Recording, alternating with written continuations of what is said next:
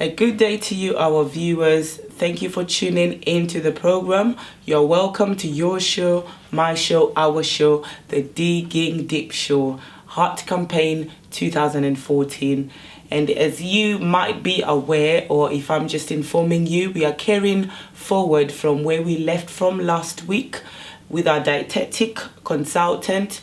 We are digging deep to save lives. She will dig more into the issues that is affecting Afro-Caribbeans in our society, the issues of cardiovascular diseases. She will take us more into it. So if you can call a friend, do let them know that the Digging Deep show is on air. Digging deep to save lives. And Baldish, she's digging deep into those issues of cholesterol, cardiovascular diseases, fats. We've mentioned almost everything. And you know, a lot of us are so passionate about parties. We love going to parties. And why not? We drink fizzy drinks, you know, cokes and stuff like that. Would you say those are quite harmful to our bodies in any certain way? Yes, definitely. I mean, what we're looking at here is a lot of sugar. And as far as the community is concerned, type 2 diabetes, as I've mentioned earlier on in the program, it's people from the African community is at a higher risk, and Afro-Caribbean community.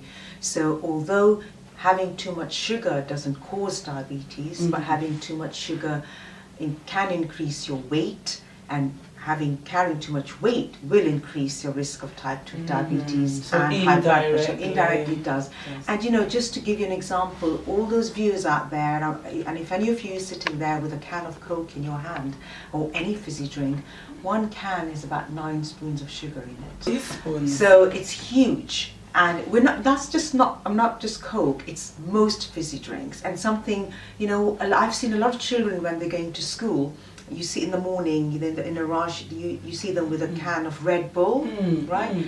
Red Bull, terrible drink, 5.5 teaspoons of sugar in that little can. And you can imagine, especially in the hot weather, or children, you know, when they've been out on the playground, they come in, they're guzzling these litres and litres. So what's the point of me cutting sugar in my tea? There's no point. And then take it in fizzy drink. There's no point. And not just that, you see, unfortunately, people seem to think that fruit juices, you know, especially the ones you buy in the cartons, many people actually make them at home, they feel they've cut down a lot of their sugar. Well, fruit juice would be better than the fizzy drink, but the commercial fruit juices can also have a lot of sugar. You know, a glass of something you pour from a carton could easily have 3-4 spoons of sugar in it. So it's again looking at the label. And you know, I've got Afro-Caribbean friends, and the food is actually delicious, but they often serve their own homemade fruit juice, which would be great, but what they then tend to do is add sugar on top, and there's absolutely no need for that additional sugar, because you know, the fruit has its own natural sugar. So the fizzy drinks, the soft drinks of any kind, you need to be careful as far as the sugar content is concerned. Sugar is empty calories. Sugar doesn't give us anything other than empty calories. I think I'm coming to that time where I'm going to have to look at the fizzy and really think, is it worth it? Should I go for it? Well, go for the diet alternatives. You know, the diet Coke, diet Pepsi, anything diet or no added sugar squashes that you can use to mix your water with. So that's a better option. Yeah, definitely better as far as the sugar is concerned. And can we move on to the good fat and the bad fat? Yeah, I mean, there's a lot out there in the media as to, you know, what should we be cooking with, which fat is good, which fat is not so good. So obviously, it's the cholesterol issue that we're looking at. It's a saturated fat in our diet which affects our cholesterol levels, okay? And saturated fat we get mainly from things like full-fat dairy foods, the red meat, the goat meat, the mutton, the lamb, the beef. We get it from the fast foods, and certainly from palm oil, coconut oil, and so on. So as far as your cholesterol picture is concerned, it's very important to look at your saturated fat. You need to cut that and replace it with things like polyunsaturated or monounsaturated fats, but whichever fat is being used, to use as little as possible. Just a little bit of diversion here, since we're talking about cholesterol, is that at least 1 in 500 people are born with high cholesterol, okay, which is a genetic disorder, nothing to do with lifestyle. And unfortunately, these individuals have a very high risk of heart disease, stroke, and sudden death at a very young age. You know, and Heart UK, our charity, we're passionate about preventing all this. So the earlier it's detected, the better. And many people with FH, familial hypercholesterol, don't even know they've got it unless they have a blood test done. So if there's anybody watching who has FH, it's very important, if you haven't done so already, to get your children tested. And children should be tested before the age of 10, but not before 2. And if they have been tested, if you need further input or support, by all means contact us at Heart UK.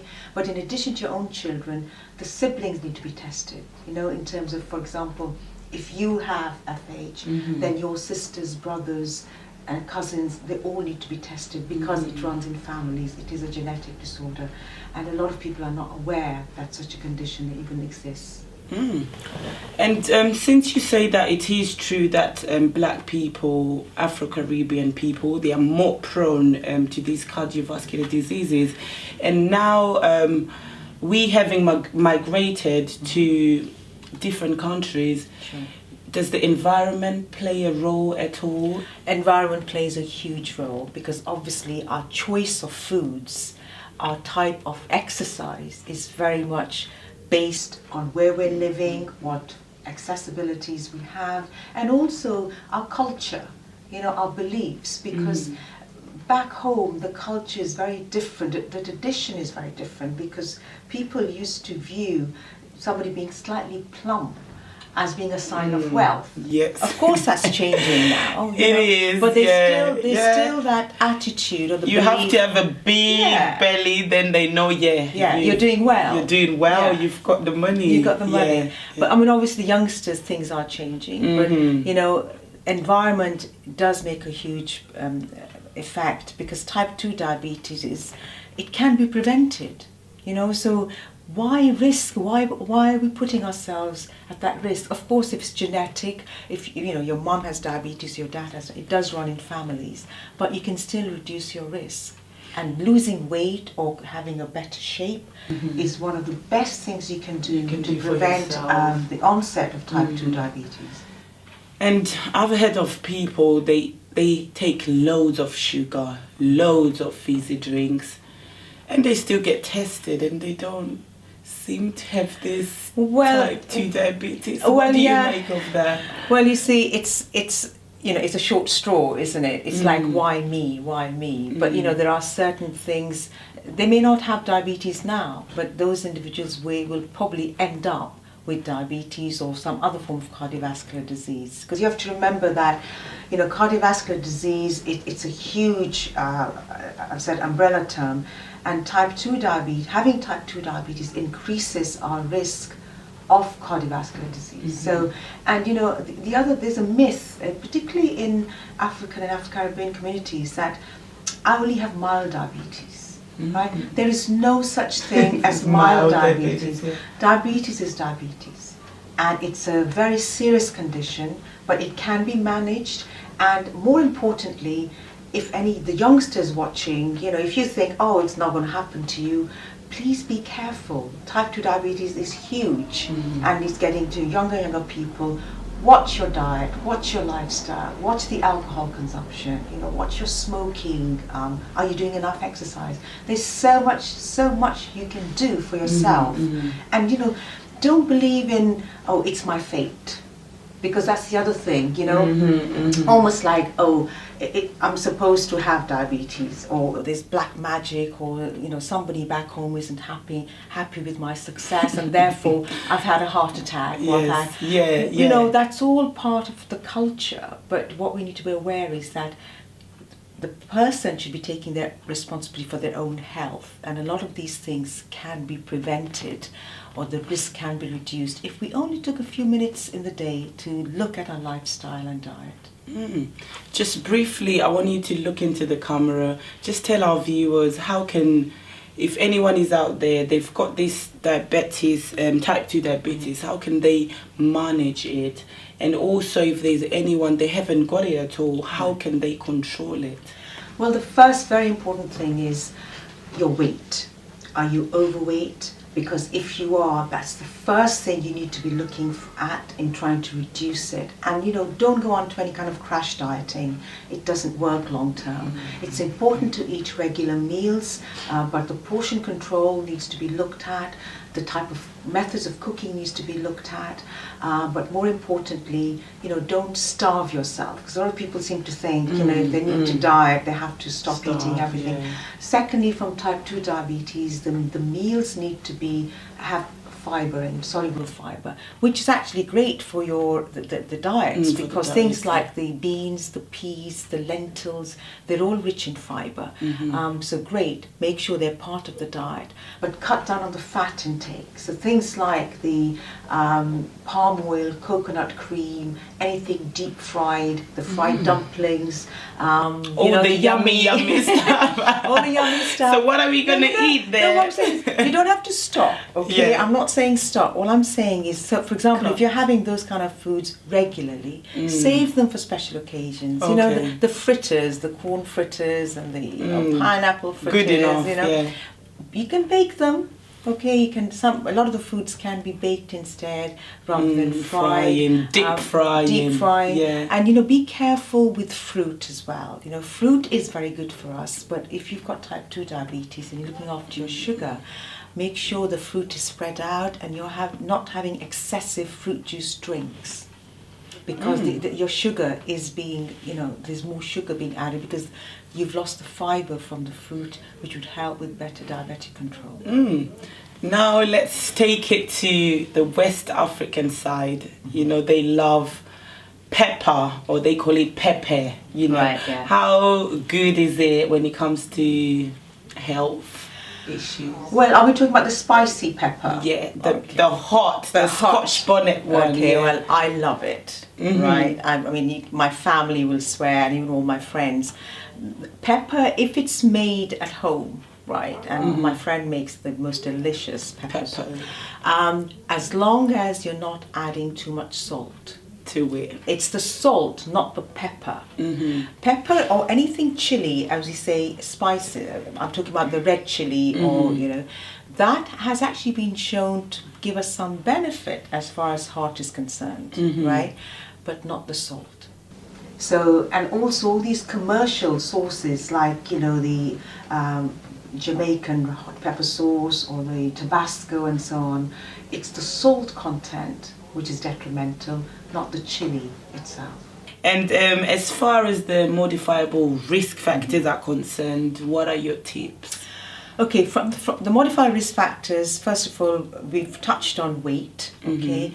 We've touched on exercise. Another modified risk factor is smoking. If you are smoking, you must stop. That's one of the highest risk factors for both heart disease, for blood pressure, stroke, certain types of cancer, and raising or reducing the good cholesterol. And if there are any youngsters watching this, and a lot of youngsters nowadays are into the shisha smoking. What's that? Shisha smoking, it seems to be a very in thing for the yuppie young generation. That is just as harmful. I mean, one puff of shisha smoking is equivalent to having a whole cigarette. So because the nicotine is still there. So, don't be disoriented, think, oh, I'm only doing shisha smoking and I'm only doing it once a week because it's a party. You are still getting, the damage is still being done. The other modifier risk factors is managing your diabetes, managing your high blood pressure if you have blood pressure, and obviously cholesterol. Make sure you know what your cholesterol levels are, make sure what your blood pressure levels are, because you can do something about it. Things like blood pressure and cholesterol have no symptoms.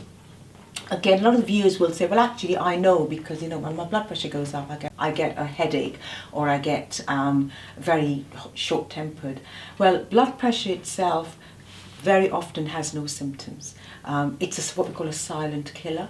So it's important to have blood pressure checked and monitored. And of course, blood pressure just change from day to day. So your doctor is not going to give you a diagnosis of high blood pressure in one reading. They do several readings and they perform other tests before they say you've got high blood pressure.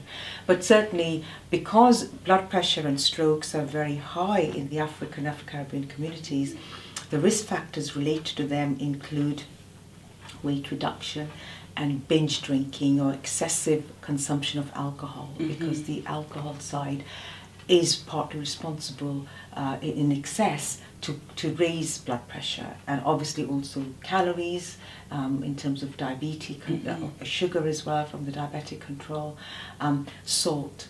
So these three things for high blood pressure: salt reduction, weight, the exercise is very important, and not to drink excessively. We've got a lot that we have to do, and you've mentioned cases of where, like back where we come from in our cultures, traditions, if someone has a stroke, we tend to think, well, someone, like in Nigeria, they say someone did you, someone is doing you, someone is causing that, or they're using black magic on yourself. Sure. And obviously you've let us know that all comes to what we are eating, the activities that we are doing. And in such cases, if someone is about to suffer a stroke, how can we know the symptoms? And also if someone has type 2 diabetes, how do we know the symptoms? Okay, as far as stroke is concerned, strokes can be fatal. So it's absolutely vital that if you're with somebody and you think they're having a stroke, you need to dial 999, call for the ambulance. But as far as the symptoms are concerned, remember the word FAST, F-A-S-T.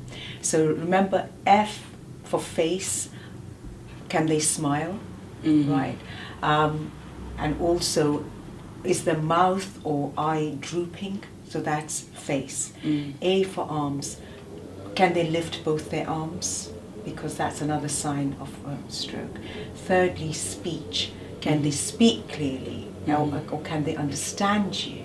And if those things are happening, those are all symptoms of a stroke happening. But it's absolutely vital to dial 999 and not wait until they might get better, you think they might get better. As far as type 2 diabetes is concerned, symptoms do vary from individual to individual, but generally it's passing a lot of urine, particularly during the night, so people having to get up to go to the loo. Some people feel very much more thirsty, others actually lose weight for no apparent reason. Some individuals actually get sort of genital itching, down below. But the symptoms do vary, but if you think you might have diabetes, type 2 diabetes, you need to get your blood sugars checked at the surgery. And how often would you say, like, a healthy person should get checked how often should they get checked? It very much depends on individuals, obviously. So if you are healthy with no medical problems, you should definitely have a health check if you're over 40 anyway, because our risk factors increase with age. But if there is a strong family history of cardiovascular diseases, then you should really have a check at a much younger age, just as a one-off. And if everything is fine, you probably don't need to go back for 5 years or so, but it's a very individual thing. Some people do need yearly monitoring, other people may not need for 5 years. Okay, I hope that is sinking in. And can you tell us what Heart UK is bringing for us in terms of campaigns and support groups, like other people living with HIV and AIDS? They have campaign groups. Yeah. Do you have anything coming up for us? Well, we basically, Heart UK, as I've mentioned, is a cholesterol charity, and in October we have our National Cholesterol Month, and during the whole month we have a whole range of activities in all parts of the UK to raise awareness of cholesterol, how it can be managed and so on.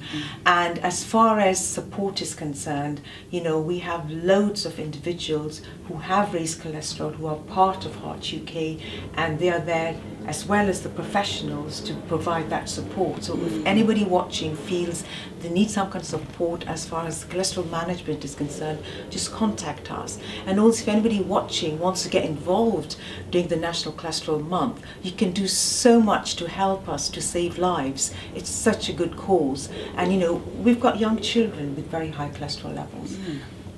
So it's important, if you feel sort of the charity side of things, not just from the fundraising point of view, but even to volunteer your time, that you could get involved during the National Cholesterol Month, which is in October.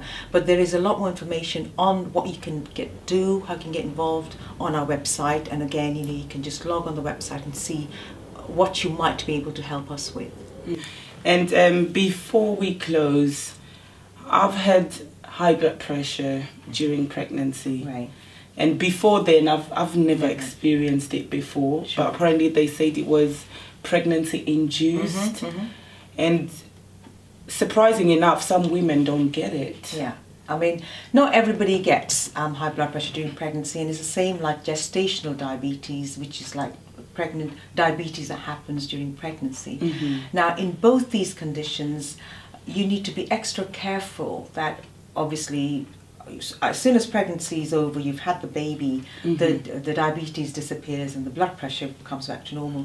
But you need to be careful for future, because you're at a higher risk of then developing, if you've had gestational diabetes, have type 2 diabetes, and if you've got blood pressure, then to suffer from hypertension later on in life. So you need to watch what you eat, exercise, as she's rightly said.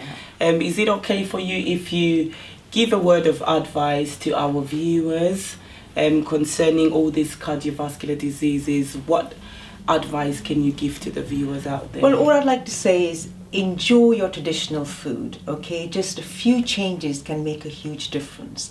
And don't forget, it's not just food, it's how much exercise we're doing. So try not to use the car day to day. You know, maybe park the car a few blocks away and then walk, or don't take the lift, walk up the stairs. And for God's sake, don't sit on your settee and, like perhaps you're sitting now and changing your TV channels. Get up, because the more active we are able to control our weight, we're able to manage diabetes better, blood pressure better, and cholesterol better. But if anybody wants any more information on the cholesterol side of things or heart-related things, hopefully our website will be displayed later on, and you can also ring us on the helpline, and you can have personal advice given to you from a dietitian or a specialist nurse who are the experts on the sort of lipids or cholesterol related issues. Wow, thank you so much, Baldish. I can say I've learned a lot today, and it's time for me to go out there and make a difference, change what I'm eating, start exercising more. To all our viewers, we appreciate you, and thank you for tuning in to the program today. And God bless you. That's it for today. Have a good week ahead. Thank you. Bye for now. Yeah, Lord, this is Fresh Tech. Me come again with another new style called Calypso Praise. When me play rock and praise, them tongue that is me best. But check this out. Feel it. Ooh la la la. Come on, come on, come on. Hola, oh, hola, Jesus. Hola la la. Hola, hola, hola, hola, eh. Hola la la. Let me hear you, everybody say. Hola la la. To Jesus Christ our Lord. Hola la la. Who went to cross on Calvary. Hola la la. Hula, hula is a victory song. To those who know their God and shall be strong and do great exploit.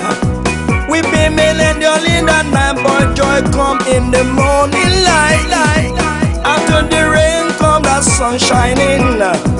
Always remember that God is good. We got singing and sing along. Oh la la la. Let me hear you, everybody say. Oh la la la. We got to shout along. Oh la la la. Let me hear you, everybody say. Oh la la la. We got to shout along. Oh la la la. When the Lord shall return the captivities of